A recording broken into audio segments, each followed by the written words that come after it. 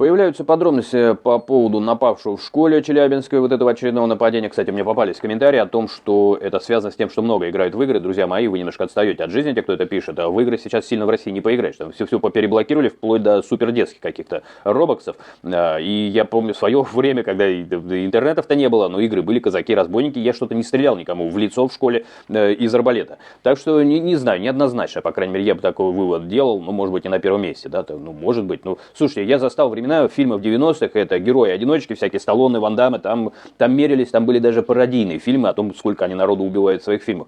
Ну, да, вообще-то 90-е, может быть, пример не самый лучший, да, и все Сильвестром называли не самого милого человека, если вспомнить одного преступного авторитета. Но, тем не менее, я не помню так, чтобы просто вот какие-то бойни в школе начинались, да, давайте так, да, я так схитрю, уйду немножко вот фона примера не очень хорошего, и в школе как-то было поспокойней. Я так вообще, как конец 80-х, излет Советского Союза, начало 90-х, у меня так, школа, институт как раз, это не сильно мне отражает, я почти этого всего, ну, только в новостях. Ну, полиция там, наверное, ложилась косьми, да, эти проживали всю на полную катушку, все, что происходило.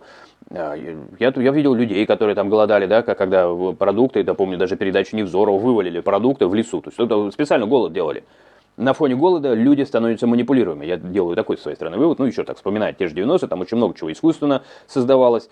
Я к чему? К тому, что сейчас является провоцирующим условием, что в школах день через день то стрельба, то из арбалетов, то из ружей.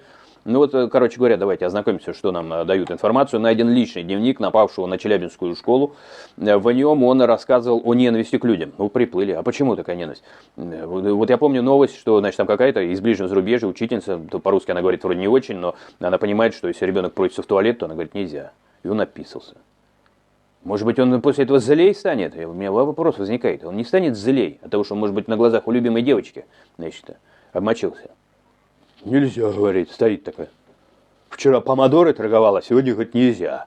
Вот. Я думаю, что, может быть, это как-то может обозлять подрастающее поколение. Или нет, кстати, вот пишите.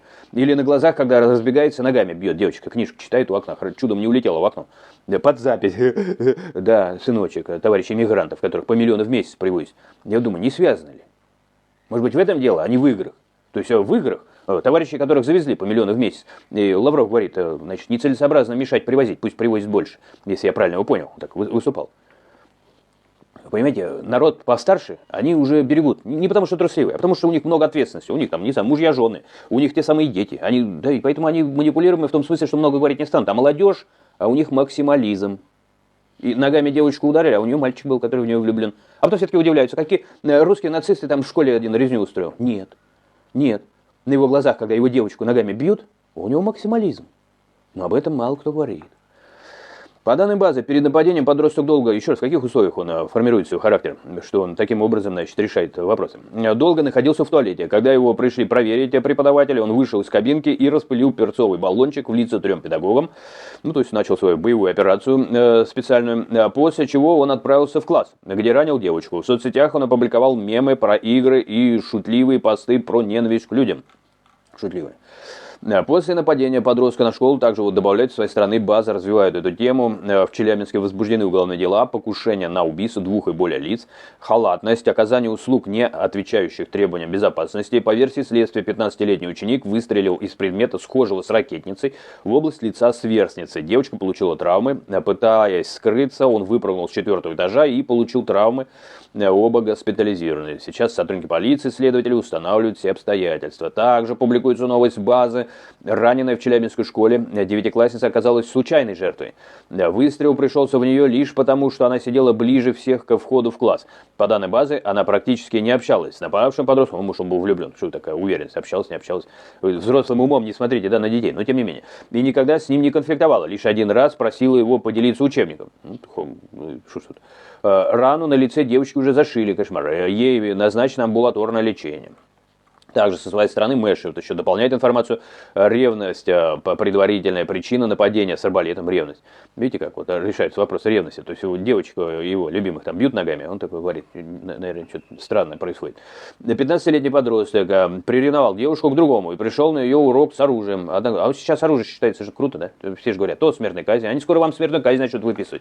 Еще раз, все, что говорится вокруг, причем так вот с легкостью, убить того, взорвать этого, какой-то ненормальный говорит радиоактивный пепел в Европе. Вы его получите у себя дома, потому что даже в наше время, ну, до этого не доходило, потому что вы понимали, что надо фильтровать, да, я уж даже не про окно Авертона, а вообще, в принципе, не матершинников тащить на федеральные каналы, как там Стаса и как просто и прочее, значит, хрень, что, ну, как-то вообще какой-то ответственность. Я умею материться, я не матерюсь на своем канале, потому что понимаю, что разного возраста люди могут смотреть, это ответственность. Вот. И что пропагандируется? Сплошное насилие, убили, Карл там прав, не прав, у него там был скандал. Но еще раз, вы их тащите на федеральный канал, на них смотрят и говорят, а вот на что надо равняться-то. А потом он приходит с оружием, мы тоже дрались, и дрались, да, и влюбленности были, и из-за этого и драки были. Ну, и вы понимаете, мы это делали просто без арбалетов и ракетниц. Хорошая драка, бухом в голову. Еще раз, наверное, может быть, пропагандируется что-то. Может быть, герои сейчас это какие-то люди, которые стреляют кому-нибудь в голову. Нет такого. Я просто, может, пропустил что. Одноклассники рассказали нам, значит, мальчик был тихим и спокойным. Это вообще прекрасно. Заставили забрендить мальчика, который был тихим и спокойным. Занимался боевыми искусствами. Очень тихий и очень спокойный. Играл в футбол. Планировал поступать в местный юридический колледж. Причин нападения: он приревновал свою подругу к другому и пришел мстить. Он ворвался в класс во время второго урока, распылил газ, и прям такой вообще какой-то параллельный мир, знакомишься. Выстрелил в школьницу, после залил перцовкой педагогов, уже после, то в туалете, то после. Хоть бы разобрались сначала, прежде чем, да, наливать. Нападавший, кстати говоря, вот новость. Вот он играл в шахматы, вот это уже с своей стороны Мэш также дополняет. Мальчик взял оружие, 41-летний Артур К. занимался, играл, преподавал, научил сына этому виду, это папа, что ли? Мальчик, ага, да, это его отец, шахматист.